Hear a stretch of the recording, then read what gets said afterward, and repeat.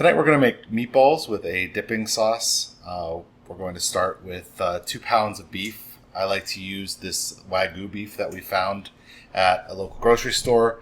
It's not real Wagyu beef from Japan because it's not like $40 a pound, but it's about $10 a pound, which is not bad for a good high quality grass-fed beef. And trust me, once you taste it, you'll never want to try anything else.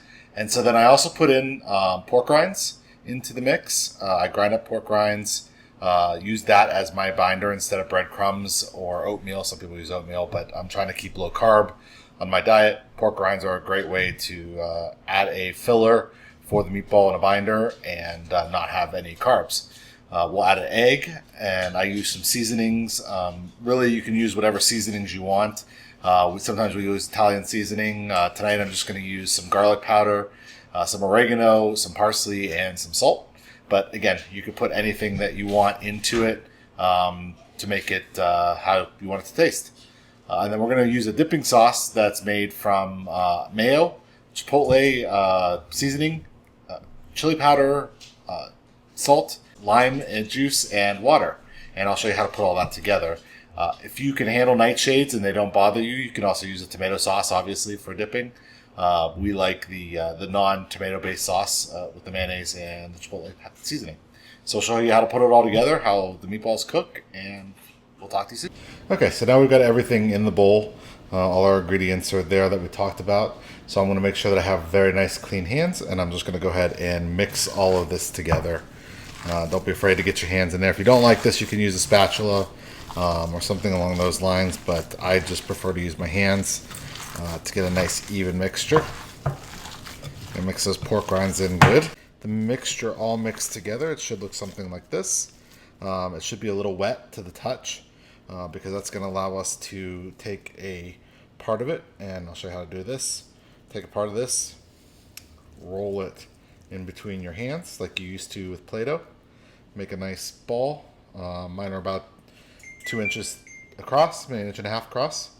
And we're going to make all of those, and we're going to go ahead and fry them up in a pan. So I'm going to cook these in a cast iron skillet to start, but I'm going to let my pan get smoking hot before I actually put them in there. So pan gets smoking hot, then we'll add our oil and do the frying. Okay, so once you start to see a little bit of smoke rising from the pan, you can go ahead and put your oil in it. So I'm going to use just a little bit of avocado oil. That's my favorite kind of frying oil. Just going to get enough to coat the bottom of the pan. And then that'll heat up almost instantly. And then we can take our meatballs and drop them in the pan one at a time. We'll just go into, the goal for this is to just sear the outside of the meatball.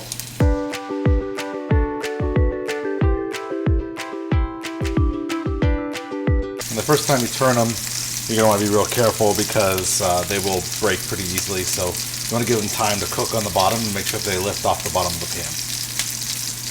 All right, well, we'll fast forward and show you how this ends up.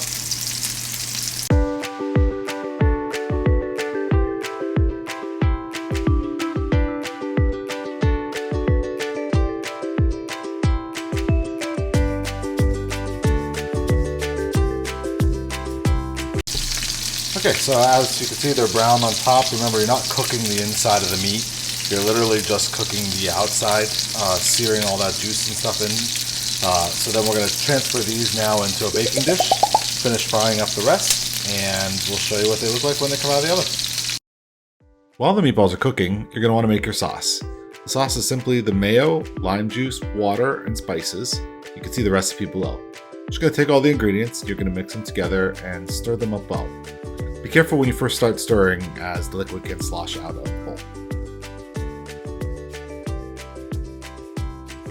The dipping sauce should be a nice creamy consistency, and put it in the fridge until your meatballs are ready.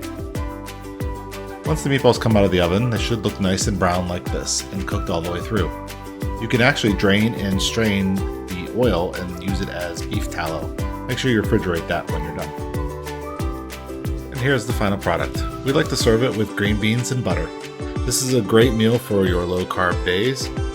Please see below for the recipe and like and subscribe to get more recipes.